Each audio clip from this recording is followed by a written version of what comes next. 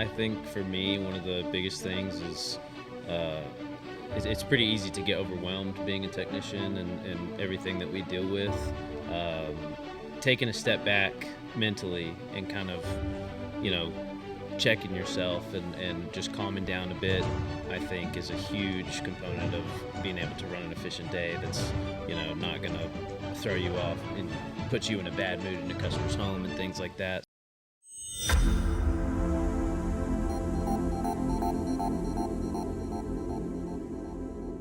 Hey everybody, welcome to another episode of our training. Today we're doing things a little bit different.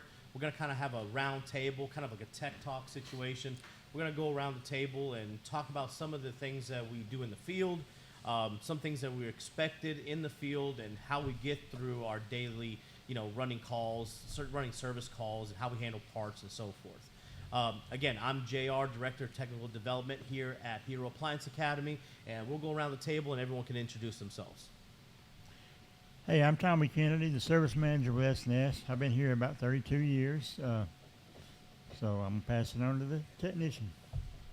Hey, I'm Bradley Marbury. Been doing appliance repair about 9-10 years or so, and I'm in the Huntsville area.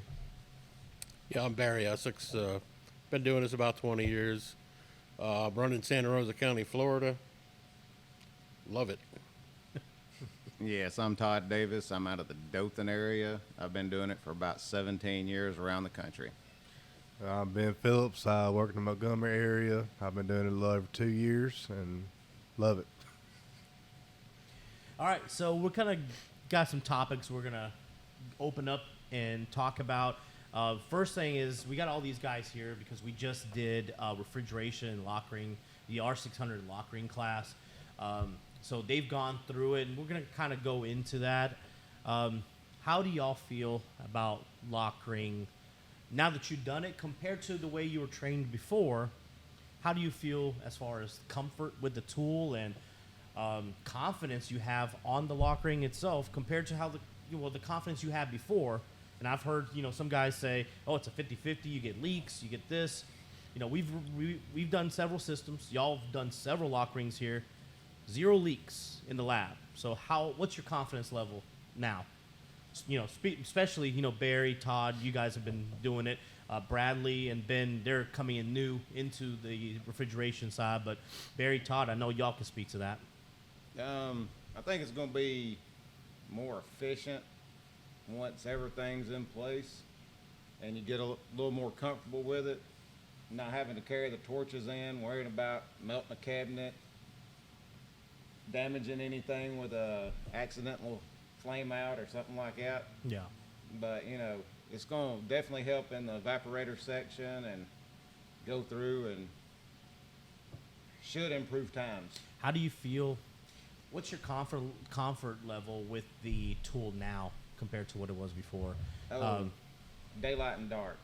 Before I got here, really, I'd never really used the correct tool. Yeah. So it was a big difference. We've seen what that tool looks like. Actually, if it's still over there, Todd, can you grab it?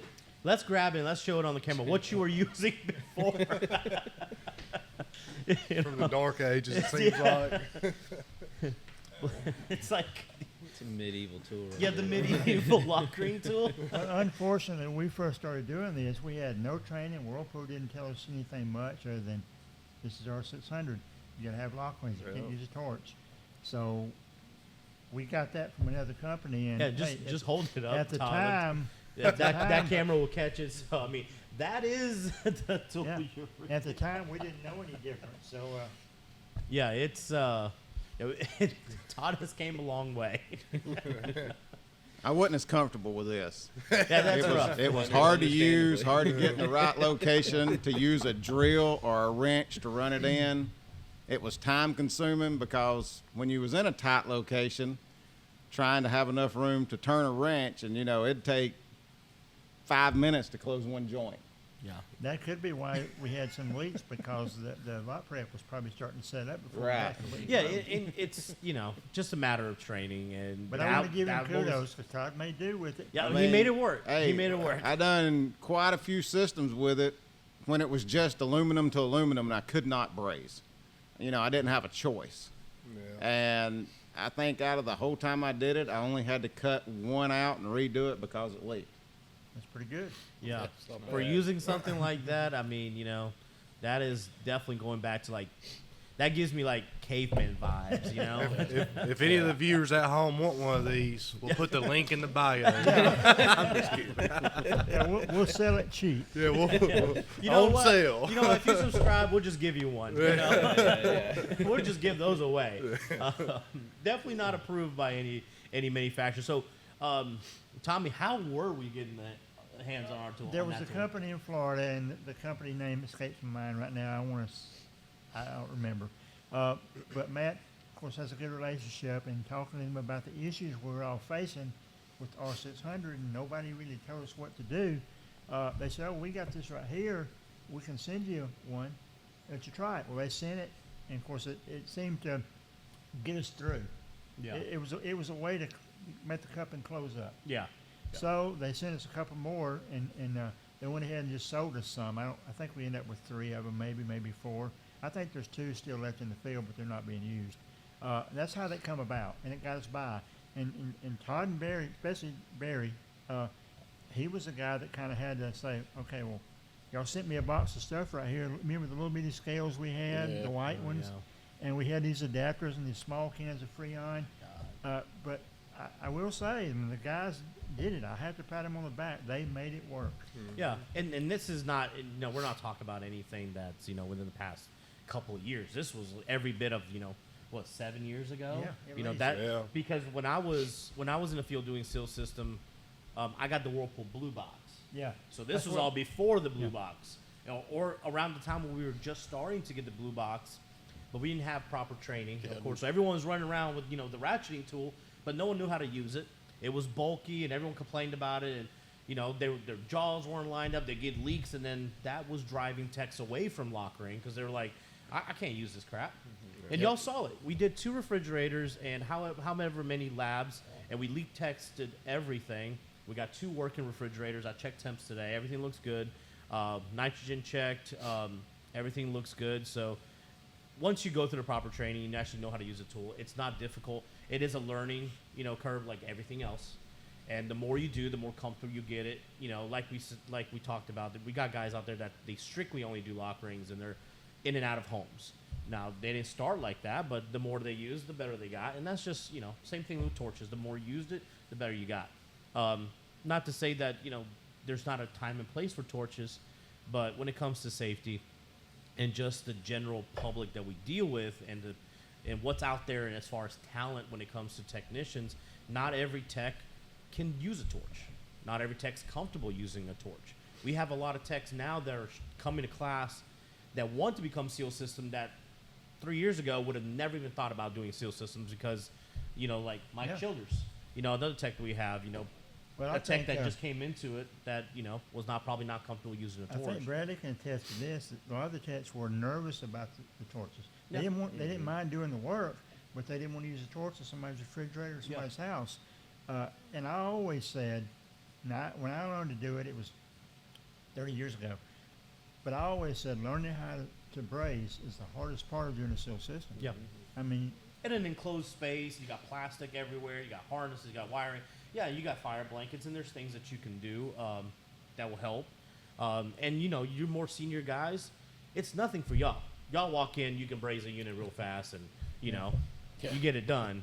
and I Yeah. will say over the years we've had to buy a couple of refrigerators, Yeah. especially when they Oh, was yeah. installing evaporator. They burn a hole in it, Oh, it even happens. with the heat shield up Yeah. there. It just the torches they're great in their time, but I think they've outlived their usefulness now. Yeah, and I think that lockering is just way less intimidating than torches. I mean, Yeah. it's not as, you don't have to worry about bringing flames into a home or worry about soot and things like that, and it's just way less stressful to take, lockering into somebody's home. And I think using a tool like that really just speaks for lockering in general with how reliable it is. I mean, if Yeah, if you use can a make it tool work, like Yeah, that, if you can make it work and with make it something work, like then- that, then oh yeah. my god, that is. That's, Well, I I mean, to think, me, uh, that's as good as 2 screwdrivers and a crescent wrench. Big pair of pliers or something. I mean, I'm really proud of the way we've come along and what's there now and, Yeah. and what we put together, what you put together, basically. Because Barry can attest, the blue box, y'all had, what, one down there that 4 of you shared? and it And come he had a back a sealed mess system. all We the had to time. find out where the blue box was, and him and Chris or him and whoever had to meet up and get it. Yeah. Yeah. Todd never had a blue box. He has his in a white bag. Look what Todd was He had using. this. He had that. So, I mean, like I say, Hey, it worked can't, though. I know I'm repeating myself, but I got to give full credit to these guys. They took what little bit of stuff they had, They made it and work. they made it work. They made it Well, work. I was they made it I work was- well. I was doing the lock ring for a while, and because we weren't properly trained on it, 50% of my calls were return calls, callbacks. Yeah. Yeah. But so I'd go back to brazing them. You know. Well, and Safety, nobody Yeah. nobody told anybody because we didn't know how much lock prep to use, how Right. to do it. What's we the didn't- proper We dosage? didn't Yeah. know that Yeah. you What's, had. what's the guessing. tolerance level on a lock ring on the side, piping Yeah. size, positioning the tool Yeah. and removing the rings when you're doing vertical downs and, the tips and tricks. And even like y'all saw, how to replace an evaporator without cutting factory Yeah. joints. That's No what one the- ever thinks about stuff The like proper that. training, I feel a lot more comfortable now Yeah. doing. Yeah, not knowing the right amount of lock prep, probably prone to putting more. I think you're right, and man. cause a lot Yeah. of restriction. Either more, or they think, or they have that mentality where less is more, and Right. they're not putting enough. Because and they're then you- afraid of putting more in there Yeah. And getting it and wrong. getting it in there and getting a restriction. Exactly. Yeah, yeah. So it's just getting that fine And line. at the same but- token, nobody knew that there was a time limit. You put the lock prep on. You can't lock prep all your joints and then go back and start. 10 minutes do later, it, you yeah. go back and start Yeah. crimping your Now, first, you know, It's all gummed Having the up. information out there, I think, is going to help greatly. Yeah, and it's just about, proper training and proper knowledge. And it's sad that it had to go this long, to properly learn and have resources on, the lock ring and everything like that. Because when I was in the field, and how you guys started out with that, the awesome, medieval tool, we come a long way. And it's sad that we had to wait so long, but now that we have those resources, and you guys can attest to it, you see where we're at now with it. And it's still learning. I mean, Yeah. you're still learning new And, things. and lock ring still gets a lot of hate. It gets a lot of hate, and really what I see is the hate comes from people that just don't have the proper knowledge on how to use the tool, how to do your connections, and y'all use the electric tool. I was one. And I hated. Yeah, and I was the same way. Yeah. I used to have the blue box, and I was given the blue box, go do a seal system. I put it in my van, and I'd go and torch it. Yep. And I'd burn everything up. I can't begin to tell you how many harnesses I had to replace just because I thought I had all the gas out of it. Because I was used to unsweating things and and re-sweating it and all that good stuff. And you can see now it's a little bit different. We're just straight cutting things out. And I know, Todd, when you do sweat things, in and out, you're basically cutting your compressors out and then just unsweating the fittings off of your tubing. Right. Well, I That's know how I did it. the mentality is to still drain the Freon out and take your torch and unsweat it. Yeah. But we can tell you some horror stories Oh yeah. Oh yeah. about yeah. Guys that thought the Freon was out and put a torch to it, and he's walking in a few days with no eyebrows. Yeah. And we were up in Tennessee a couple months ago. And they were talking about a guy at some company somewhere in the Midwest. Yeah. Basically was in intensive care because Yeah. he used a torch. And everybody's mentality is, and I know some of our techs that are not at this table, said, well, it's not that much Freon. It's going to be a little poof, like a cigarette lighter. You got a Well, restriction. I believe You got that- 50 grams behind that Yeah, I restriction. believe that guy Once it was in releases. intensive care would blowtorch. have told a different story after Yeah. that. Yeah. It's So you it's know, it's so dangerous. It really is. yeah. And speak to Whirlpool at some point, not letting us use torches on R600. Yeah. There might come a day. I know there's some manufacturers that They talked about 2025, but I Yeah. don't know if that's set in stone. Or not. yeah. I have no idea. That's something that's been in conversation. Is are they going to continue to allow torches on warranty work? Is that going to is that something that's going to go away? Is it going to? We don't know. But always be prepared. So that's why we teach y'all. Well, you get one You know. one person from Whirlpool saying it's going to happen. The other Yeah. people, well, we haven't made a decision yet. We haven't made a decision who- yet, who so knows you what, know, you but- never know. but we But what kinda we do gotta- know is that there's states and there's laws that require now where you're in high rises, you got to get a fire permit, fire watch, and everything like that. If you're gonna bring a torch into a high rise unit, and I don't have to go through all that if I'm bringing a lock ring in. And also, you guys saw the electric tool. Y'all use the electric tool. Yeah. At that point, That was cool. yeah, exactly. It's right? a one-handed tool. It's It's a nice. one-handed tool. You press the trigger, you're done. Well, we done How a, fast can you get in and out with something like that? we done an Yeah. ice machine here. 20 minutes. months Yeah, ago, exactly. A 134 ice machine, and used lock rings. Yeah. And we took it apart, or I wasn't involved. I was watching them. Daniel and Junior took it apart, laid it out, put it back together with couplings in less than an hour. It was less than an hour. Yeah, Or did maybe a full 45 ice minutes. machine. And it was yeah. 2 guys. I give you that, but using couplings on 134 is boom. And you it know, cut down time. Like, Yeah, it cuts, yeah. it cuts Cuts down down time. time. And with that Game electric changer tool, for it cuts time down even more. Yeah. Yeah, and it takes a lot of the guessing game out of it too. So Yeah. as long as you just got full insertion, you got the right amount of lock prep, you're just pressing the trigger, you're done. You You get a better grip on everything Yeah. with that, Yeah. so you can hold it Yeah, because together. you got a full free arm. Right. Where on the manual tool you are somewhat still using your forearm, for stability reasons. So, all in all, I thought this was a good class. You guys did really good, and I'm glad y'all learned, what y'all have learned on lock ring and refrigeration, things like that. So, now kind of shifting gears, we talk about the seal system. Let's kind of talk about, get some feedback on you guys on what is it like starting your day. We got Ben, he's coming in fresh. Bradley's been here. You said like 7. You've been with us like what? I think 7? I've been here about 3 years. 3 years. and Okay. In I think it's been general, longer than that, hasn't it? it's either 3 or 4 years. I believe Was it's that- closer to I 4 started around the or same 4 time or as less. Wes. Yeah. So you got 4 years. Barry, you got how many years? 7. 7 years with SNS. Todd, 2 years next month. 2 years next month. So we kind of got a broad group here. So, what's it like starting your day? What are you looking for when you're starting your day out? Well, first thing, I mean, the night before, I'll route my own route because I know who's needing what, and And you know your area. yeah, I know the area and there's how to get there, and the road's blocked or what's not blocked. Then the morning I get up, I just go through every call and I put it in my head what I got to do there. So when I get there, I'm already mentally set. Load the van up and make sure I have some parts in my shed that I don't have in the van, and if I think about the call that I'm going to, all 10 of them, I'll know, okay, maybe I'll need this out there. You because go through like all your calls that morning, kind yeah, of see plan every your- single call, I try to get it in my head what it might need, what's wrong with it. Yeah. 6 o'clock in the morning, sometimes too early to call customers, ask them what's wrong. I'll try Yeah. to do that the day before. But Yeah. it's just prep, getting it in your head what you need to do. Yeah. So it's more like you got to have a certain mentality when you're getting started Yeah, in your yeah. day. Yeah. Yeah. What's it been like for you? Ben? Like I know you're transitioning from the Sears mentality now to the SNS Yeah. mentality. And you've done one day of running calls. Yeah. I mean, next week is going to be your full on. You're done with training this Friday. Yeah. Next week you're going to go full on.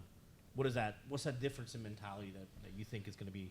Well, being out of running calls for a month is kind of a little nerve-wracking, but it's, only been a month. with my prior company, we couldn't see our route till the morning of, which I'm not a fan of. With S&S, I like the fact that I can see my route a week out or, 3 weeks out if you have them. Yeah, you can kind of see your future schedule, so you can kind of know what's coming up and prepare yourself for what's coming up and get ready for it. And I really like that aspect of it. Well, it'll come back to you. I went and Yeah. done a couple calls a couple weeks ago, I think it was. Yeah. And I hadn't really done a call in probably 10 or 15 years. I've been with Tech, but I never haven't done one by myself. At least I haven't done many. Boom, it was there. Right. And It's all the I'm same. sure it will, but it's also I have a lot more confidence in my diagnosing and things after Yeah. doing this training. So it's also just better knowing how things function instead of making educated guesses on, problems that's wrong with the appliance you're working on. So Yeah. it's just I have a lot more confidence in my diagnosing and what I'm doing. So Back up It's to a lot that better. statement you just said about knowing how to diagnose it versus making an educated guess. yes, sir. I love that because the educated guesses is what costs us money. It costs us parts. You don't get calls done. Take the time to diagnose it, and you're on the right track. Well, that's why I love what JR's doing here. Is he realized the problem is the training just is not there, and a lot of appliance companies don't recognize that. You know, they go with that whole ride with your buddy mentality for a month and figure it out. And, you know, if it's 2 or 3 things, order all 3 parts and hope it's right instead of just ordering that one part and knowing what's wrong with it. Instead of just taking a month or 2 weeks just to sit them down and teach them the right way and show them how this functions. Todd had made a comment during training that really stood out. Was, you know, he said something about some of these companies, and I'm not going to say the name of the company that he mentioned, but he said something about some of these companies. You know, they look at some guys, and you said, like, you know, got any appliance experience? Oh, I've changed a couple, water lines in a washing machine. Boom, good enough. You're a tech now, you know. And it hurts the big guys, you know, because sometimes you're going behind, you know, less experienced techs and things like that. And, you know, training can go a long way when you properly train a tech, not only to help, you know, the guys who are making the money, but you're changing the morale and the environment, you know, and the whole thing. So back to you, Todd. What's your mentality like when you're getting started? Even like, you can even talk, you know, over a week's time. What does that look like? Right. I'm about to say in the morning, about all I do in the morning is hit my map just to see how everything's laid out for me and see if anything's changed from the night before. Because we're usually in early enough that I'm never putting parts in my truck in the morning. I've already made sure they're there that evening. So you're starting, your mentality is not the day of. Your mentality is a day My before. parts go in my truck the day before. Yeah. So you're 24 hours in advance looking at your stuff. And then sometimes parts for, you know, depending on how my calls are going and knowing how close I'm going to be to somebody else in that one area that I've already got the part for, I'll throw a couple of parts on there possibly that I don't even have that day, just so while I'm 2 minutes from them, if they're at home, I'll call and I can go ahead and have that one moved to me and knock that call out instead of having to go right back to the same spot tomorrow. Yeah, Barry does that a lot. I move stuff around. He just cuts the part and he'll call the customer. I mean, even if he comes home and early and the part's there, he goes back. Oh yeah, now I'll do that, but my UPS for some reason don't like to run like 6 o'clock at night a lot of times. Mine's been doing that lately. 10 o'clock at night. Hey, your gasket just came in.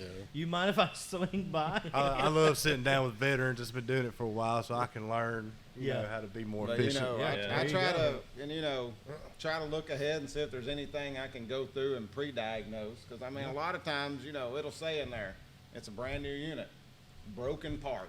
Yeah. Won't say what's broken. Yeah. But I mean, if they'll answer the phone, I can call, find out what's broken, and if I got enough lead time, order it, get it here, go out and take care of it. Yeah. Exactly. Well, I'm hoping on that subject is to be able to have the spots at some point to look at these calls and vet the calls, and that's what they're going to have to do at some point. And if the information is pretty vague, call the customer up. Can you elaborate on this? What part's broken?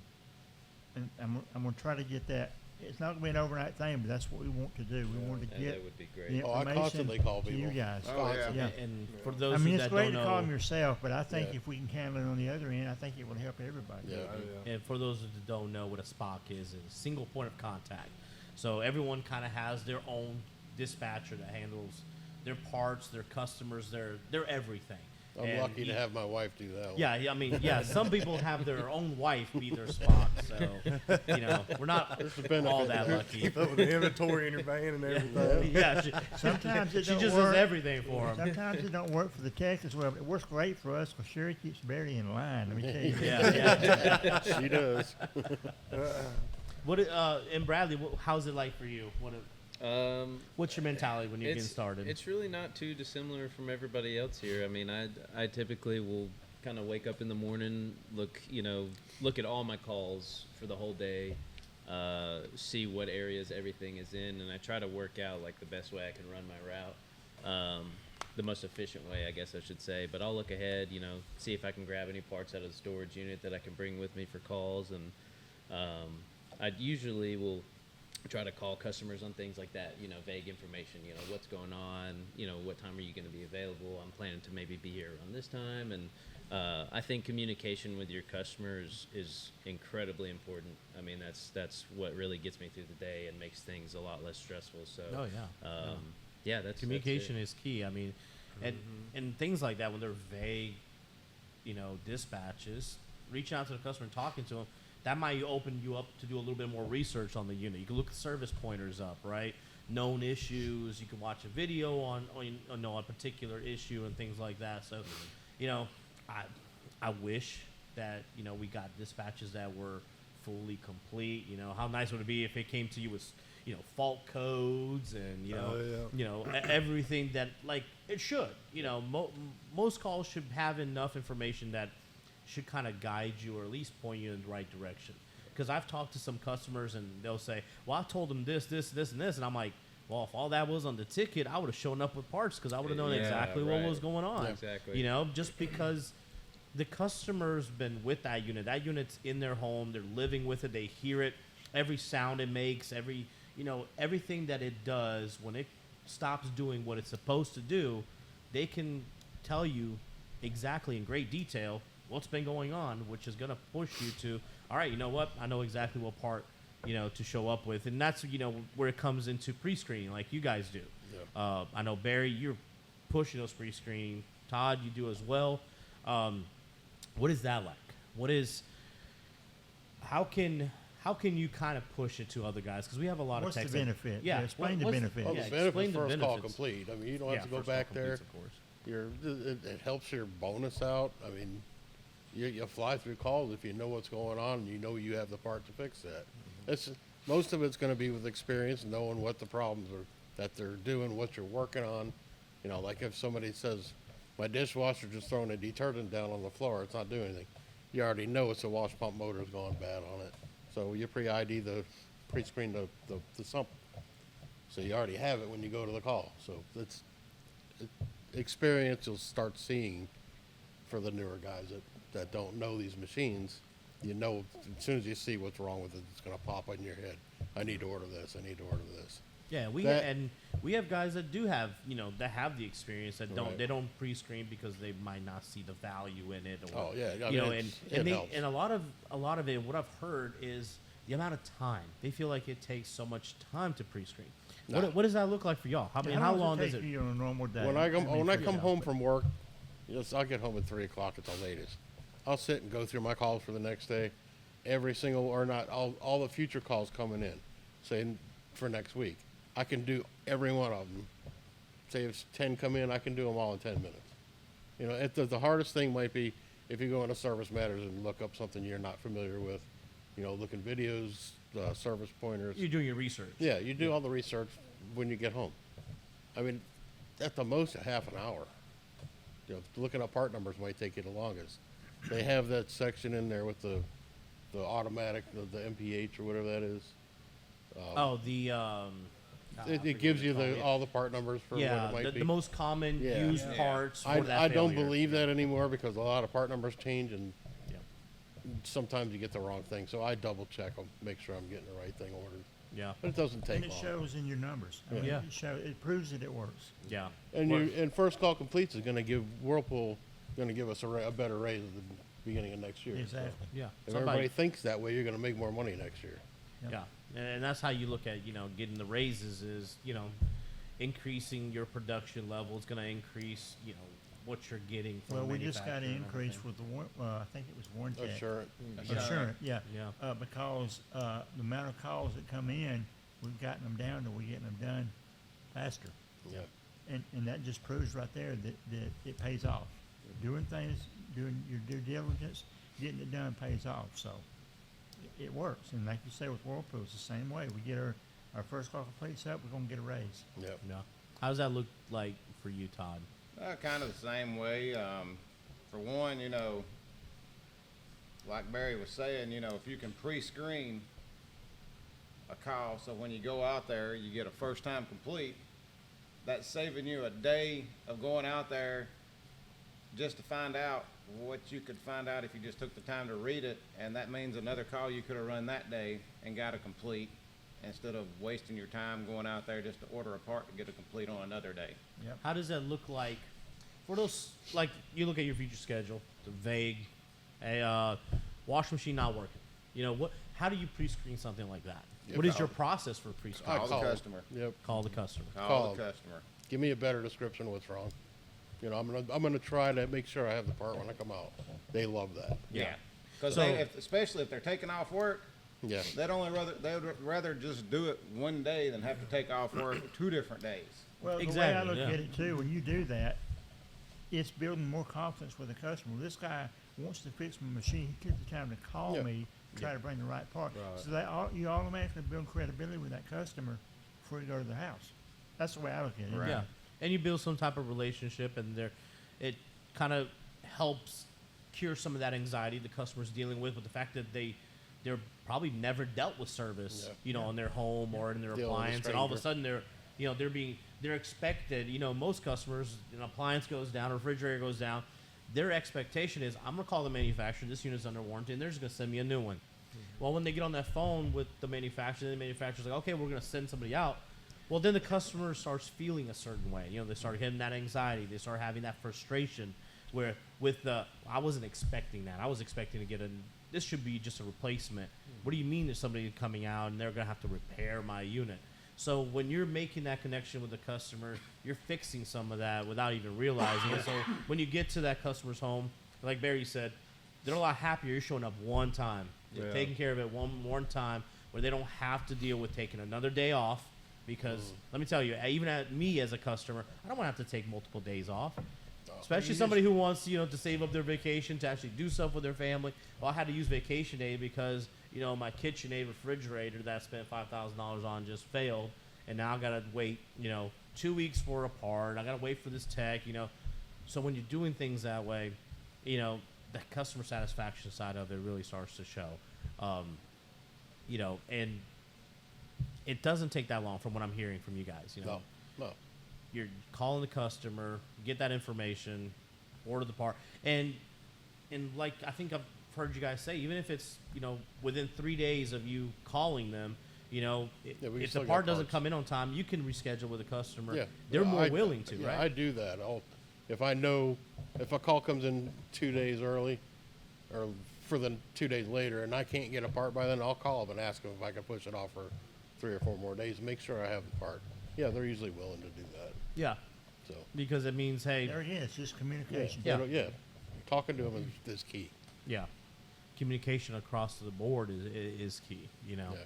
especially in dealing with customers. So, and it's not anything that, you know, a tech should struggle with. Pre-screening should just be a part of your daily. It is. It's Yeah. It's every single day I do the same thing. Well, Yeah, I even think while we're in training, you guys were just on Oh, your yeah. phones, I'll looking do at it, your yeah. schedule. You know, I- I got this call. I And, told you know, Sherry I'll be sending the orders in for all these new calls you're sending me. Luckily, there's only 4 or 5 of them. But Yeah. So you literally sit here this week while you're in training and pre-ID your future calls. yep. It don't get no better than that. man. Yeah, I mean, they were both going back and forth. You know, oh, look at that, I got this call, and you know, and they were just calling out parts that, you know, they would do, and you know, It and- sounds like this. It sounds like this. Hey, we'll Yeah. throw that on there. Anybody watching, please pay attention. yes, pre-screen your calls. It helps. That is It- how you make money. It's money, and it's a lot easier on everything. You have more time to do everything. And there's no reason to have to go to a home multiple times. You're gonna get callbacks, things like that happen. It That's happens. just a matter My of time. callbacks are high because Let me ask you this, Bradley. Troubled I don't know area, how much too. you've been pre-IDing, if any, Mm-hmm. but what's your views on it now? Have you been swayed a little bit on what we talked Yeah, about? yeah. I mean, listening to, I mean, you know, I do think that pre-screening is very beneficial. We have somebody who already pre-IDs a lot of stuff, and, Yeah, and Randy. for me, that's been Randy does a great job. yeah, it's been pretty accurate. So I've been relying on him more than me actually doing it myself, which, you know, is not great, but it works. Yeah. But I definitely I don't necessarily look ahead and get into ordering parts and stuff, but I usually will try to pull customers from ahead of the week. pull them down so that way I can, if I've got time where I'm in the same neighborhood or something like that, I'll just stop by Well, if if they're you available. if you can pre-screen one call a day, Mhm. just one call a day, you bump your numbers up about $1,000 a month Yeah, on average. yeah. I mean, Especially why when you would get not to, do it? all this in warranty stuff, because 90% of our stuff or more is Whirlpool warranty. Mhm. And it's, like on a lot of the stuff, when you see the problem, it's the same problem. Yeah, it over really and is. It's over. over and over again. Just like the wires breaking going to the drain pumps on those, I call them the binary code units. Yeah. Yeah. Yep. You say that, and most everybody knows what you're talking about. Yeah. Yeah. I make sure I keep 5 of those harnesses on my truck at all times Yeah. Yep. because, and sometimes I'm ordering before the end of the week because, like, 2 weeks ago, I went through 5 harnesses in 2 days. Yeah. Dang. That's first call complete, though. Yep. That's first call complete. Yeah. That's not coming back to a customer's home, That's and money. that's not a standard part that you would have in your truck stock. But you know your area, you know what you're running into. Build your stock around what your area is having issues with. Todd gets a lot of washing machine harnesses. Actually, we all see the washing machine harnesses. I gotta go Right? with a few. Those, So- those broken lid locks and all Yeah. kinds, Everything cam comes in waves, assemblies though. that are Yeah. stripped out. Yeah, and see those parts that you're saying, those are common parts, Yep, right? Yep. Keep 'em on Those your should stock just and keep them you in. can get 'em done. Exactly. Yep. Yeah. And Usually- whatever usually- and especially on those harnesses, I did it when they first started happening because it just started. So you think at that point it's a fluke, Yeah. not it's a problem. Yeah. Yeah. Yeah. And it always breaks a lot of times in the same spot. I know a lot of the guys stripping it back, throwing a wire nut on it, walking off, and a week later they're back out there because Yeah. it broke somewhere else. Yep. Yeah. Yep. Well, you're yep. not fixing it. You're patching it. Right. You're So just it's getting better you're just to getting take by for the callback. I at mean, that point. I've changed so many of them now. I can be in and out in 20 minutes. Yeah, From yeah, the they're- time I walk in to the time I walk out, I can do it not in a bad 20 repair minutes. at all. Yeah. No, it's not. You slide that washer out, you don't even have to take the whole back panel off. You can reach back there and just Oh, do the yeah, couple of it's easier to connections, take do it your Yeah. your pressure switch tube, and Well, unhook from underneath, and you're done. It's only 6, 7 screws. Take that back panel off. It's not Yeah. that bad. So. Yeah. I take all the screws out except for the bottom 2 on both sides. Yeah, that's what I've always Yeah, done. And Just that's kind of when lean I it. fold back Yeah, enough, I can yeah. just stick my hand down in there. Yeah. And that I guess brings up a good point is, as you consistently go through doing this job, you'll find those consistent issues that Yeah. that are repetitive and come up, and that's when you can really be like, hey, talk to your Spock. I need to order a few of these, keep them on my van, so you can consistently do that. So Yeah. first call completes. Yeah, You know, that's- 4 or And that- 5 months ago, it was capacitors. We was going Oh, changing yeah. capacitors. Yeah, capacitors. Every Like I time said, I everything- around, everything just comes in changing the waves. capacitor. Yeah, everything comes in waves. It's like And- I'll go was through a actually streak where I'm motors. doing. Yeah. yeah, remember I the mean- actuator arms were coming Yeah. out of Yep, the cams. yep. Yep. I mean, it's you get through it, here in a little while, maybe a year or so. It might not be harnesses Yeah. anymore. It might be something It'd be completely the next different. thing. Yeah, Yeah. lid locks are coming back around. Yeah, lid locks are coming back Lid around. locks. It's always something. It's always going to be that way. But you have to embrace it. That's money. Right. Yeah. That's money. Yeah. We used to get recalls on stuff, and some guys would complain. I loved it. Yeah. You do it every day. You get fast at it. Boom, boom, boom. First call Yeah. completes, and you're done. If you miss something and and have to go back, eventually you're gonna figure it out, Yeah. and then it makes you faster because you know what to look for the next time. Yeah. Absolutely. Because it's gonna happen. I don't care how long you do it. You're gonna have that day when you trip over it and Yeah. it just didn't go right. Yeah. You're gonna have to go back. That happens. Yeah. It happens a bit. And how do you guys handle like your parts process and keeping the stock? Like, what does that process look like, and how do you keep track of your truck stock? Once a week, I'll go and I kind of have a mental note of what I have in there. Yeah. But I'll go and look at what I have, and I'll try to write everything down and pre-order it or have the Spock order it. Yeah, Well- I did the same thing. I knew what was on my truck. I never, Mm-hmm. I won't say never, very few times I'd tell a customer, let me go see if I have this. I knew Yeah. I had it. I knew I I'll had do it it or I because didn't have it. I keep some weird stuff on there sometimes that I don't use Well, when I I used to pre-add keep a something. box with all kinds of stuff Yeah. like that. Then I'd say, let me Yeah. go look, I might have that. Yeah, But and for the it most happens. part, I I knew use it was them. on my truck. Yep. But that's how you complete calls. You Right. gotta Yeah. know what's on your truck. You gotta Yeah. know what you need on your truck. Yep. Well, I know I normally know what's on my truck. Yeah. I just don't know if I've used the last one or if I got one left because I hadn't got back Yeah, to well, me that yet. happens too. Yeah. But once a week I try to do that, just keep on But top of it. every day at the end of the day, I keep a notebook up in the little cubby above me, and at the end of the day, I go back through and write down every part I used. Out of you your know, truck stock. Yeah, part number, description, service order number. And I write every one of them down every day. And Friday afternoon, I send it in to get sent back to me. Usually 25, 30 parts every Friday that I'm ordering back. So what does that look like as far as how do you get started on that? How do you get started on building your own truck stock per your area? What are you looking for? Like, The stuff that I'm going and finding that ain't part of our truck stock, like the wiring harnesses. yeah, You ain't gonna find a wiring harness on our regular truck stock. no, Right. no. No, you go by You know, what the issues are lately. the So like, are you the looking for common like issues. three visits on 3 different houses for the same issue? Is that enough, or Yeah. are you seeing like repeated failures? You're going, okay, this is a part I need to start. Yeah, if I stocking. see it 3 times in a month, then I'm going to try to put Right, that yeah. on. I'm Okay, getting so at 3 least- times in a yeah, month is the I'm goal. getting a couple on the truck. Well, we At talked least about once. this the other day briefly, but that's having parts on the truck, thousands of dollars worth of parts, and never using them is a problem. Oh, if yeah. I'm Because using that's them, money yeah. we got tied up we can't return. Like I said, we get trucks back for whatever reason full of parts that never been used, but they were too old. We couldn't return them. So Yeah. that's the reason we brought the inventory down as low as we did. But every case is different. You use things in your area you don't use in your area. You use things in Huntsville that you'll never use in Montgomery. So, that's a perfect thing. Use it 2 or 3 times and let your spot know. And if you have any issues, call Andrew or call me. We'll get you what you want. I mean, our Yeah. goal is the same goal you have. First call completes. Yeah, you'll be surprised because I've ran calls kind of all over the place. When I was doing training with techs, and each area, even though they're the same appliances and we're working on the same stuff, each area has very different types of failures. Exactly. Because you have different customer base, you have different kinds of units, and you have different production runs. Some areas have brand new neighborhoods where they're coming in, they're buying hundreds of the same refrigerator. Well, that's almost a full production run. And then you have another development in a different area in a different time. That's a different production time frame. You're gonna see different failures in those. When I was running in Santa Rosa Beach, we were having nothing but defrost issues. And I was like, okay, yeah, that's pretty common. We see defrost issues all the time. Then I called Pensacola, and all they're dealing with is use and carry issues.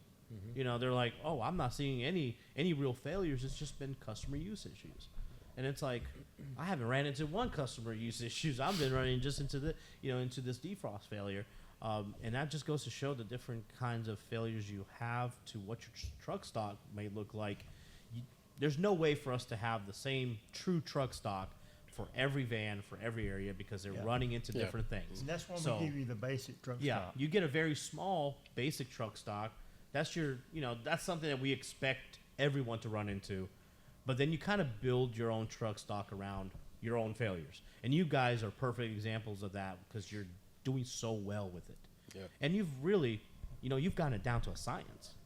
And you can't beat that. I'm It shows in your numbers. I'm working on getting it better. And there's always room for I'm improvement. not happy right now. Happy right now. I'm not happy having good numbers. No, I want better. I want the best. No, I want to be better than Todd. I want 80%, 80% first If I'm call. not, if you're not first, you're last. Mary wants to have the first call complete before it even breaks. I want to go fast. Yeah, I want to go fast. So, it all kind of ties in together. Your pre-screening, your truck stock, that's all leading to your first call completes, and that's really what you're trying to accomplish with all that. So, and when it comes to that, for those situations where you don't have the part, and you don't, you got to order the part, got to come back. What is that setting that call count up? What are you looking at when you're trying to set your call counts? Do you guys mainly stick with one call count? When do you feel it's Yeah, necessary As to much really as push possible, as much as possible, stick with one call count. Yeah, sometimes I'll throw the drive time in there, and I'll add a call count for the trip there and back. Everything pretty much, except for the sealed systems, was one call count. I mean, people are putting 2 call counts for gear case changes. I can do it in 40 minutes. Yeah. Well, I mean, there's exceptions to everything. Oh, yeah. Yeah, It's sometimes very there is. situational. The house you're working in, the room you have, Yep. a Yeah. lot of variables there. Yeah, But third floor calls. Yeah, I'm gonna add a little time going up and downstairs. I Up and think, downstairs.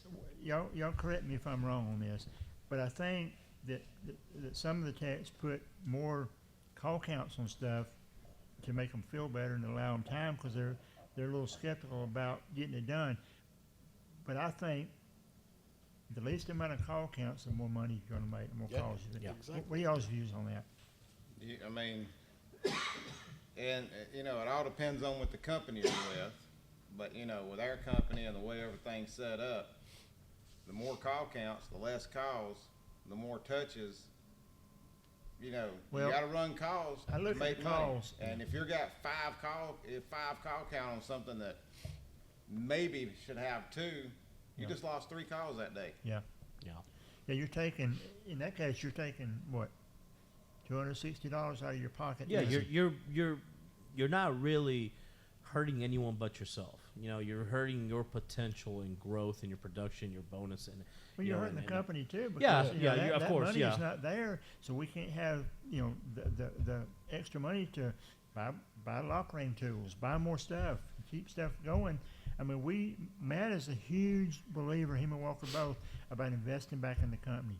Look around, you see what we got. We're trying to get stuff there. He'll give you what you want, but we got to be able to have the money coming back in. Yeah. Because, you know, his goal is not to keep piling money in the bank, it's to keep the company going as efficiently as possible. And he sees the benefits of spending money to get us there.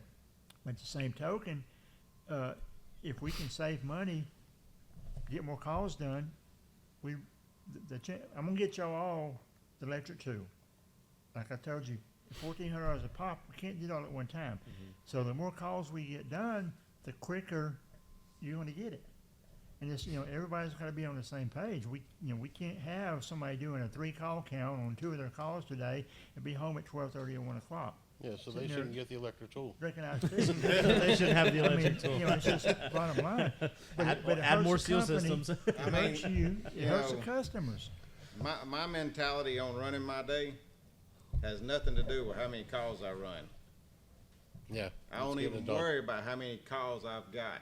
My mentality is when I leave that house that morning, I know how much money I have to make each day to meet what I want to be at the end of the month. What's your goal, God? What's At the end of the month, what's your goal per day? What is your completes per, like, and I'm saying, like, say I don't fully go by complete. completes. I go by closeout, you know, What's the money? 154 for this, 134 for this. So you're looking at a dollar amount I'm per looking day. at a dollar amount. Okay, 'Cause so at what- the end of the month, they don't say, well, you're getting a bonus because you run 80 calls. Yeah.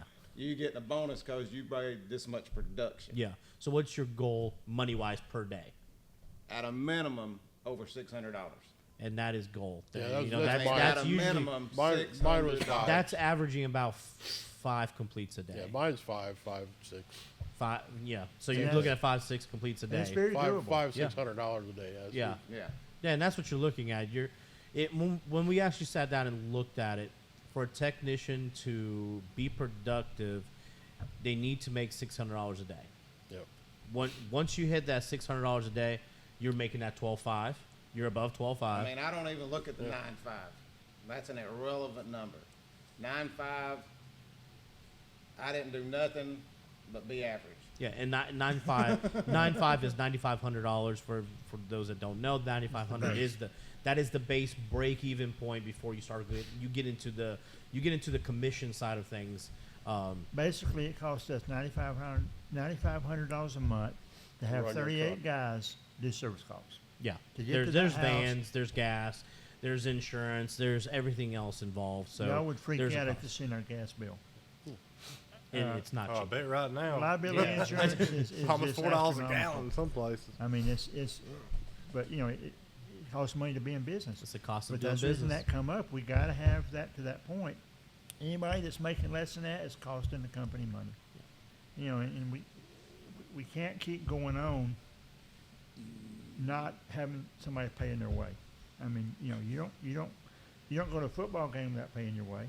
I mean, the money has to be there.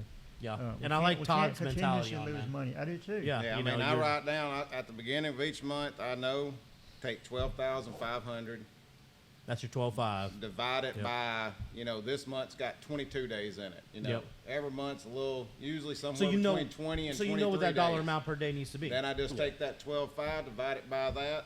That's the minimum I need to make every day. Every day I make over that, that's good. Well, I should say Yeah. that's pretty. Then you're in the But you yeah. don't Then you're in make the under. gravy at that point. That's pretty inadequate because you've never done as low as 12.5. I don't think. A Yeah. couple of times when I, Well, when you had surgery, you come back. now, when I had surgery, I still made over. I still made 15 that month. Yeah. And there's Come gonna back be to third highest, yeah. there's months that that are month. just slow. Yeah. You know, Yeah. we have months that is just slow. Yeah, I've You gone know? to where I've had 2 or 3 calls a day, and that's Yeah, I mean, I'm looking that at my, kills me. this week, me and Barry looking at it. I ain't even got a full route for next week. Yeah. I've got days where I've got one call. That's it. Friday, I got one call on me. Tuesday, I got one call on me. No, that hopefully that will change. I was mean, like yeah. that Yeah. too last month. I was looking at my future schedule. I was like, I got 12 calls on my whole future schedule. Like, that's not good. So, but it filled in quick. Yeah, it does it's fill gonna in. fill It's- up. it We get a fills lot up in quick. electronically. and there's you know. certain days you get more calls than you do others. We get usually a lot in over the weekend. Yeah. Yeah. When I see my shed empty, that's when I start getting worried. Yeah. So and related to that, you know, getting those first call completes, you know, we're within that truck stock and everything like that. How do you handle, you know, the customers and use and care issues? How do you get the customer to believe in you, believe in their appliance, where you know you can, you have the mentality, you have the knowledge, you know the unit's working as designed, but you have a customer that does not believe the unit's working as designed because their 30-year-old unit worked different than this one. How do you I've been handle washing those dishes customers? all my life. You don't need to use jet dry. You don't need to use rinse. What is that? I didn't have to use that on my old one. I tell them that's a new technology. You have to. The EPA says you can't use this much water. You can't use this much electric. Things are a lot different than they were 30 The years UL. ago. UL handles all that. Yeah, but EPA is all of our refrigerant stuff. Love our I R600. tell them whatever they need to hear. You know, it just I can't. tell them what they need to hear. We can't change it. Is what my whole point is. Yeah. You know, that's set that way for a reason. Yep. We can't do anything about it. Mm-hmm. You- I just tell them, it don't work like your old one because it wasn't designed to work like your old Yeah. one. I can't fix something that's past how it was designed to work. Because my biggest thing is, it don't put enough water in to wash the clothes. There's nothing I can do to make it put more water in because that's the way it's programmed, and I'm not the one that programs it. Yep. Do smaller loads. No, We I can't get change it. it. You know, and you know, a lot of what we do, it's just educating the customer. Yeah. You got to educate the customer on how the unit itself works. I mean, I go through the whole thing with them, and it's like if you're not happy, call Whirlpool. Let them explain it to you. The same thing I just did. Yeah, yeah, and I mean, I would spend, you know, I've had customers that I could run through the unit with them and they explain how the unit works within 10 minutes. But then there was those customers where, all right, give me a few towels and let's go through it together. And I'll have to put the towels in there, show them how to properly load it because they're used to taking their basket, dumping it upside down into their wash machine. It's not going to go out of balance, you know. But now you can't do that. You know, kind of show the customer how to, you know, balance their load. You know, talk about the difference in the low, you know, the low water use units and what it's doing as far as sensing with, you know, higher concentrations of detergent, you know, and the difference. And, you know, those customers, you might spend 30 minutes talking to them, but, you know, I'd rather spend 30 minutes talking to that customer and making sure that they're 100%, you know, confident on their machine than me spend 5 minutes and tell them, okay, we'll call Whirlpool if you don't like it. And then next thing you know, they are calling Whirlpool, and Whirlpool's just putting in another service call, and I got a call back. Yep. You know, I spend that extra 30 minutes so I don't have to come back, and I want to come back. Well, If I there's mean, nothing wrong with your unit, I'll coming make back's not sure- going to fix I'll make it. sure they know how it's supposed to work. Yeah. Before I'll tell them to call Whirlpool if you're not Yeah. happy. You know, the whole But thing. some of them, you could sit there and talk to them all day, show them Yeah. exactly that it's doing what it's supposed There's to do. customers and you'll can't never please them be all. able to get it on your same account. It's just not gonna. You know, there's just customers that you're just not gonna be able to to satisfy. Well, that's just fixing the dealing with the appliances- general public. Fixing the appliances is simple. I mean, really, in the big scheme of things, that Fixing you the got customer. the skills. Fixing the customer sometimes is almost impossible. Yep. That's the hardest part of our job. It always has been and always will be. But you have to develop somewhat of a talent to deal with these customers. Some of them you're not going to change. But if you deal with a customer sometimes, and you all know this, in such a way, then they feel better about it when you leave. They may not agree with you, but they do feel better about it, and they believe what you're telling them, and they're just frustrated with the way the wash is built. Because unfortunately, the salespeople don't tell them things like that. Yeah, No, yeah. no. It's up to us. This to top give them load that roper, absolutely, you could put a king comforter in it. Yeah. You'll be just fine. Yeah. You know how many times I've walked in, somebody bought, a low grade Amana top load wash machine, and they were told, put well, a I went to comforter Home in it. Depot and Lowe's, and the sales guy said I can put a king comforter Yeah, in the here. top's not even wet. How there's no water on the top of Yeah. my. Well, and now every time I put this king comforter in, it just wants to walk away and make all this crazy noise and all that. And then you gotta explain to them that hey, the most you're gonna get is like some twin sheets. This is a smaller Go unit. to the laundromat, wear their stuff out. Yeah. That's commercial grade stuff. Yeah, put it through a commercial grade unit. Pay, you know? pay that $2. You know? But the Maytag says commercial on it. Yeah, it's Maytag. It says commercial. Unfortunately, Commercial you have the commercial technology. people at Whirlpool, not the commercial machines, but the people that answer phone customer service that don't fully understand. And they'll tell customers untruths all the time. I had one yesterday. One of the techs told the customer, it was in Huntsville, wasn't you, it was one of the other guys, you have to use Jet Dry. I've never used Jet Dry, no, I'm not using it. 'Cause they It's called not gonna Whirlpool, dry. sent an email back to Buck that says, I called Whirlpool, they said, that's crazy, we don't have to use Jet Dry, they won't make it dry dishes. I read the email yesterday. Yeah, and it's, Whirlpool That's told what- them that? That's what Yeah. y'all are dealing with. well, and you got to think about Yeah, they're- let's talk about manufacturers as a whole. All right, not just Whirlpool, but LG, Samsung, and everybody else like that. They have a customer service center with probably hundreds and thousands of people answering the phone, taking, service calls and scheduling service, and And in some all that. cases, they're all over the world. Yeah, they're all over the world. They've probably never worked on an appliance.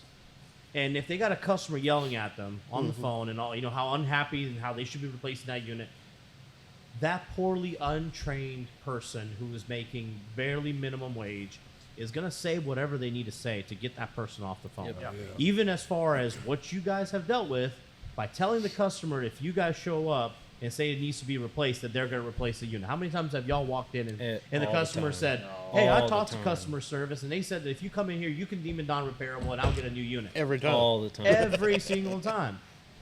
And believe it or not, that's not a policy that the manufacturer has. But as somebody who's sitting there getting yelled at on the phone all day long, when they get on the phone with somebody who's just riding them like that, they're going to say whatever they need to Yep. get them off the phone. That's just our part of the job that we need to understand is never going to change. It's not. If you want to change it, quit being a tech and go join customer service at Whirlpool and answer that phone I'm for a good. day. I can't deal with You all know that what? yelling. Exactly. You're good. So you have We to deal with learn the how to yelling. get around it on our end, right? Mm-hmm. We just learn how to get around it. No, ma'am, unfortunately, that's not how this works. I'm a technician. I'm being sent here to make the repair. I don't do replacements.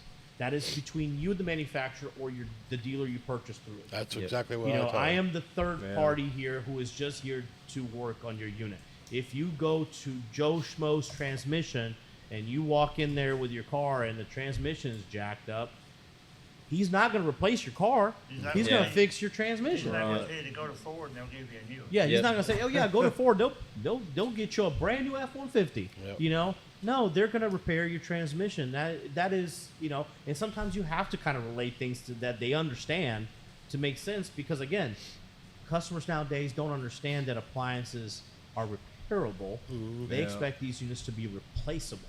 So that's where we got to come in, and a lot of times we're doing more customer service than actual tech work because we're fixing the customer, not the appliance. Yeah. Right. So Their the handle, level, their the- handle will be loose and they want a Yes. replacement. Yes. You know, like, That's a we can technique fix you just that. have to develop over time. Yeah, It don't that- happen Yep. overnight. Yeah. And every customer's different, so you cannot use the same line or same way you do it with this customer that you did over here because they're different. Yep. All right. A little bit of empathy will go a long way. Absolutely. Absolutely.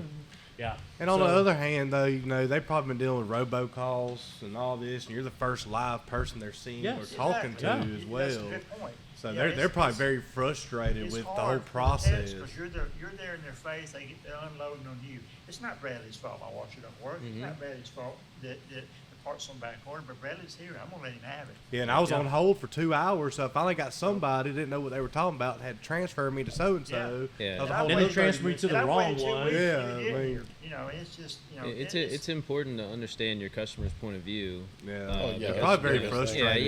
Yeah. They may Yeah. be frustrated at you, and some people's initial reaction would be to kind of bring that energy back to them. But if Yeah. you can understand that they're just frustrated at the situation and not at you, then you can Yeah. go a long way and with that customer. Yeah, and, once you lose your cool, the situation's out of I, control. I've seen a lot of techs be combative with the Yep. the customer. Once they start is oh, it shouldn't have failed, they shouldn't have done this, and you should already have the part. Instead of de-escalating, they just keep adding to it, where you're just making the customer more mad, and next thing you know, you're arguing back and forth, Yep. and she's throwing your tools outside and telling you to get out of their house. Many times. Sometimes it has to happen that way. You take that situation, by the time you leave her house, she's apologizing to you Mhm. for the way she acted. Yeah. Or you're walking 100%. out Or and when you she's come back the next time, she apologizes Yeah, for how she acted. absolutely. I mean, I've had I've had customers, that more times than I can count. message me after leaving the house, and they're like, "Hey, I'm sorry. I was, just frustrated about the situation, and that's just it. I think most of the time they're not, Yeah. they're you're not just the first intentionally. face. Yeah, exactly. You're the first exactly. face, and they've got all this pent up anger, and you're like, man, as soon as this guy gets here, I'm gonna let him have it. It's really hard. They It's probably really think we hard we're not to- part of the Well, they think that customer you were care. sitting in that design room designing that refrigerator, and you said, yes, let's do a 5-door dual evap that you have to gut to replace a fan. No, we were not in that room, because if we were in that room, that wouldn't have happened. Yeah. All right. So unfortunately, that's customers just see you that way. It's hard enough to take it personal. Yeah. I know. I've been there It is. many times in years. It's really hard. But if you develop that way, trying to take it personal and diffuse it, you have a much better outcome every time. This job's not for everyone. Yeah. It really No, it's isn't. not. I not. I lose my cool sometimes too, even now. I when did I'm on the apartment phone, you can maintenance, shoot so out. I'm pretty good. Let go one ear and out the other. I got that thick skin. And that apartment maintenance will teach you how to In, handle in that those situation. situations, I like to think, like last year, a year or two ago, my water heater busted in my house, and of course, my first thing, call the rental company, hey, I need this replaced, blah blah blah, and we had a guy come out, and he's like, actually, we can fix it. It doesn't have to be replaced. And I'm like, oh, that's great. I'm like, can you do that today? He's like, no, we'll have to come back. And my initial reaction is like, you've got to be kidding me, dude. Like, I need hot water, hate man. that. Yeah. Cold So, showers. Yeah. going into a customer's house, it's the same exact situation. It's just flipped, where I'm the person telling them, hey, Yeah. I have to come back. I'm sorry. Sometimes techs forget that we were once customers at one point. Yeah, yeah. We 100%. all have been on the other side of that conversation. Yeah. And it's just a mentality and something that comes with experience, and that you build over time. It Yep. doesn't happen right away. So, and that goes to how you look at this as a career, not just a job. A lot of techs look at being a technician, appliance technicians.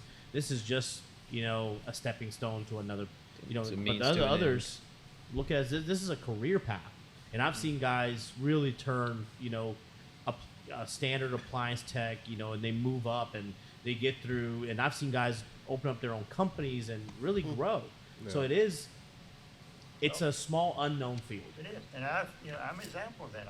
I started out here, during service. I've done parts, I've done a little bit of everything, and I've worked my way up to the service manager. But not once have I ever had the attitude. You and I have talked about this several times. Not once have I ever had the mentality in my mind, well, I'm not moving that microphone. It's not my job. I don't get paid enough to do this. Yeah. I've never. You can go ask Matt or Kim. That's the. Actually, I've never asked for a can Matt come raise. over here and move my microphone? Yeah, I've never asked for a raise, because I figured when I deserved it, I would get it. And Barry doing his stuff in the afternoons when he gets home, Todd getting his stuff together at night. You do stuff after work. That's what. Yeah, I looked at it as my own business. No, my work Yeah. don't stop when I get home. That's right. I'll work till 5, Yeah, 6 this at night. this Well, business is doing nothing but growing. Talking I mean, about every UPS year. coming at Yeah. 6, when I work, Yep. one of the times they changed drivers, I would get home at 3:30, 4 o'clock, because I got started early. I never worked late, because I got up and got it done. But I get home, it'd be UPS on my porch. I'd check it in.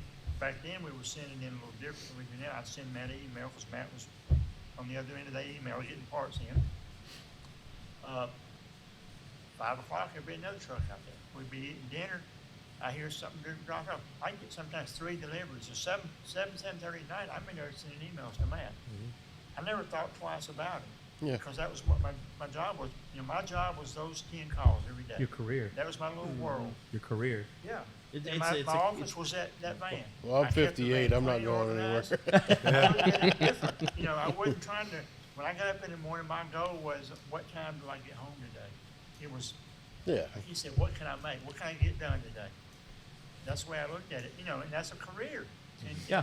and I've been here 32 years, so, you know, it worked. I mean, I didn't look at the stepping stone of the job. I can't imagine, I've had other job opportunities, other companies. I've had a couple. Used to live close to one of the service managers for service care. He would always, every time he'd see me at Walmart, when you come to work for me. Have Yeah. I been happy every day that I work here? No, nobody is. You No. have your ups and downs. We go home frustrated. You're not to do that a lot, unfortunately. But at the end of the day, Nothing it's my screaming into a career. pillow won't fix. It's not, you know, it's not just a job, it's my career, and I love it. And people that look at it that way, I think they prosper. I think they do better. Yeah. What you gotta look at what you do is what benefits you the most. What benefits you is gonna benefit the company. Is this just a job for you, Todd? Or is No, this your no. career? I've been doing it about 17 years now, so I ain't planning on changing anytime Yeah. soon. And most of the guys I talk to, you kind of get into appliance repair. You never get into it as a, this is going to be my career. You know, most guys just kind of stumble upon it. Yeah. You know, I did. You I know, did I too. had I a broken definitely leg and I was doing HVAC and that equipment was getting a little heavy. And I was told, you know, hey, why don't you come ride in the service van and work on appliances? And, you know, you don't realize how big and how needed the appliance Yeah. repair field is. You know, not everyone has an HVAC system. You know, there's parts of the country that there is no AC, but I guarantee you they have an appliance in their house. Some, you know, at least one. Each house is going to at least have one appliance. And, you know, I would have never thought that this would have turned into a career for me as well. I, you know, came in as a tech, see how far I can go into it. And next thing you know, I'm working for Whirlpool and learned everything I learned, and then coming back and doing training, which, you know, I absolutely love, just because guys like you guys, you know, where, you know, you don't have the opportunities or gone through the proper training. So I could have stayed at Whirlpool or done my own thing, but I'm, you know, thought that would have been selfish. And let's bring the knowledge back to the field and let's get techs, you know, the help that they need. Because I hated when I was a tech and having to call tech line for everything because I wasn't getting proper training or there wasn't the training available on some of the things that we were doing. So, you know, I feel like training is a big part of what this field really needs, just because it's a field that no one thinks about. Everyone's talking about, you know, plumbing, electrical, HVAC, but no one's thinking about, you know, the appliance guy that needs training. Yeah. The So- Maytag man. And it's also Yeah, because the Maytag man's too busy fishing, you know, down in the pond. Yeah. it's growing each and every year. They're not building these things to last 30, 40 years like they used to. I mean, they're putting all kind of sensors, electronics on it, so it's just a growing business. And Yeah. You need Man. guys like us to keep them going. yeah, Because it's otherwise, kind of a starving business. I mean, Yeah, it's, it is. It's It is. Like, Co- there's not a lot COVID of didn't make it appliance better. companies Well, out I there. think if you No. chose to go in business for yourself, that's great. I considered it a few times, but the insurance and all that, just, it outweighed it for me. I just You have couldn't to be do it. smart. I couldn't You have to take be the smart. liability. I did But it having before said Lauderdale. that, I think each one of you here feels the same as I do. You Yeah. want to see this company prosper because you're a part of this company. I mean, I always say it's an S&S family. Yeah. I mean, it is a family. It's a family-owned business, and I'm working for the third generation of the family. But it's a family-owned business, so everybody's a part of the S&S family. So I know everybody has the same values I do. Let's make the company grow. I mean, I care about what happens to the company. Granted, my days are limited. I'm getting older. I'll be retiring at some point. No time soon. So Tommy, you I know will, how I it will is, wheel man. you around in a wheelchair. I'll wheel you. I'll go pick you up every day. My point is, I You're- want to see the company. I've seen many changes through the years. I really have. I want to see it prosper. I'm so excited about our new way we're doing stuff, the training. This It's just- that we're doing yeah, this. it's- I mean, we weren't talking 20 about years doing this ago, 3 years would ago. never been thought of doing. You know, Yeah. and Kim would have never thought it because it wasn't there. But I want to see the company prosper. So I do everything I can to make it happen. As well, I know you guys too. So that's what he said, making a career out of it. I mean, no, we're not a company, an employee-owned company, but we're the next best thing. We're family. You're only limited by yourself. You know, making Yeah. it a career, and So- you guys are living proof. You know, of the appliance industry and mean, making you it a have- career. You have, I mean, just this table right here, the wealth of knowledge that's in this table right here. Yeah. I mean, it's. You guys can't- seen everything. Yeah, It's you also- can't From put a new price to on that. old to everything. So, you know, as time goes on, there may be times, you know, you may get to where you can't really turn wrenches anymore, but you have value. I mean, you Yeah. do. You got so much knowledge. It's a lot easier investing in a company than investing in you as well too. Yeah. That appreciate So it would that makes just- you I feel mean, I just think appreciated. everything we Yeah. do just So, moves the company that's why I like forward this by leaps and company. bounds. Yep. And just to kind of wrap things up before we get out of here, any tips and tricks to making your job easy. You know, from having the right tools. We always do the tool of the month when we do the live training classes. From having the right tools to having the right knowledge on taking something apart. Any tips and tricks that y'all struggled with, and then you figured out an easy way of doing something that you would just want to share. You know, something that you do that you know no one else is doing that it makes your life easier. Either it be a tool or a procedure that you follow. Barry's in deep thought I right know. now. Yeah, He's I'm- just- tools Nothing's is popping in important. my head right now. Bradley got a drill. Keep I your seen tools his bag, organized. Yeah. And he Yeah. admitted it cost a little, but it benefits. It's Yeah, it a was great tool. 100% He sees worth the it. benefit of investing. You invest in yourself. Mhm. Yep. So, you know, Yeah, tools. keeping good tools. Yeah. You know, Yeah, and as you So continue what I'm hearing to, is no Pittsburgh. everything nearly every tool in my bag says Klein on it. yeah, Yeah, mine too. I mean, I've been pushing those Klein tools. They have I been, mean, they've think been about good. it. You break one, you carry it down there, they give you a new one. Yeah. Widgeon will do it with the quickness. And what I like about the Klein stuff is that they're usually multiple tools in one. So it's less tools that you're carrying around, less weight that you're putting on your bags. And there's a time and place for cheap tools. There's things that hey, I'm gonna get a cheap tool because I know it's gonna be broken and I don't want to spend the money on it. So there is a time and place for stuff like that. So, but yeah, having the right tools But you gotta look at makes it the job. that you're investing in yourself. Yeah. So any tips and tricks before we log off and Nothing's just gonna popping leave in them all my hanging? head. Leave them all Yeah, hanging. yeah, Know what's in Right. your truck, know what you can use. Just because it says you don't have the part, don't mean that you ain't got something that works. I think for me, one of the biggest things is it's pretty easy to get overwhelmed being a technician and everything that we deal with. Taking a step back mentally and kind of, checking yourself and just calming down a bit, I think is a huge component of being able to run an efficient day that's, not going to throw you off and put you in a bad mood in a customer's home and things like that. So That's you know, probably been the best thing somebody said this whole I was entire just gonna say, video. that right Yeah. there, what you just said, Yeah. it's golden. Because I know a lot of It's techs that they do get into that mentality. They get all this anxiety Yep. and they almost shut down. yeah. So, keeping yourself in check, like you said, that's, that statement alone, that should be the intro. That right there should be the Yeah. intro. That statement was like I say. If you get frustrated, I've Put done nice it many music a behind time. it. Go outside, sit in the vehicle, just take take a couple step of deep back and- breaths, drink yep. of water, Take a couple get of your shots. mental faculties back together, and then go in there. Because once you get to a certain point, you got to finish it up. You can't leave it in pieces. Yeah. Exactly. Yeah. We're mechanics. You have to figure out a way to do your And job. sometimes Yeah. you got such a bad tunnel vision. I can't Yeah. hit my mic. You got such bad tunnel vision that you're causing yourself to go down rabbit holes Yeah. instead of just let Yeah. me go out to my van. Sometimes when I was a tech, I would just say to the customer, hey, I gotta go out to my van and grab something. Walk away But for a honestly, minute. I'm just walking away to go in my van, close my eyes, take a couple deep breaths, and then I go, oh crap, I should be looking at this. And and that's just that anxiety and that tunnel vision that you can kind of, unfortunately, without no recognizing that you're putting yourself in. So I mean, Bradley, you hit it.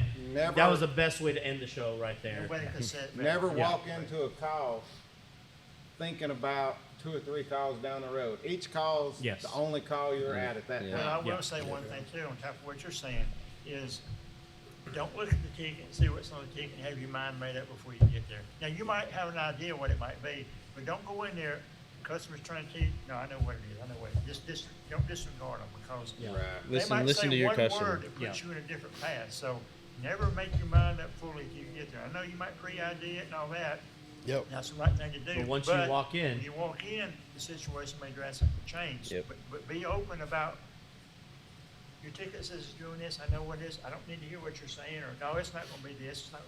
Listen to your customer. I don't even bring the pre-ID part in with me the first Yeah, I time. never did either. Because when you do, it's not going to be Even it. when I went Yeah. behind another tech, I wouldn't bring the part in. Or they will see the I know. part, and then when you don't, and it's It's not fixing it, yeah. and then they're asking, why can't you put that part in? Why Yeah. isn't that part going to fix it? Yeah. But some of them know that you pre-ordered a part, and Yeah. Yep. I wish that would stop somehow, but Yeah. Well, it's okay, because you can say, hey, I thought it might be this. I had Yeah, an idea, I yeah, thought it it's might not be, what I that- wanted to try to have it for you, but unfortunately that wasn't it. Yeah. They were accepting. Oh yeah, I know how to talk to them. But Yeah. sometimes I wish it wouldn't That's happen. another key right there, knowing how to talk to the Yeah. customer. Yeah. Yep. So we kind of covered a lot today. So we're going to wrap things up. A lot of information, a lot of wealth that we just hopefully got and brought to everyone. So everyone who's watching this, on YouTube and all through our streaming platforms, thanks for tuning in. And hopefully we'll do another segment, another roundtable tech talk soon, because I know there's so much that we can share with the field, and hopefully you learned something today or change your mentality on how you handle calls and do things. So from everybody here at Hero Academy and everyone at the Tech Talk, thank you for tuning in and joining us. Don't forget to like and subscribe. Right arm.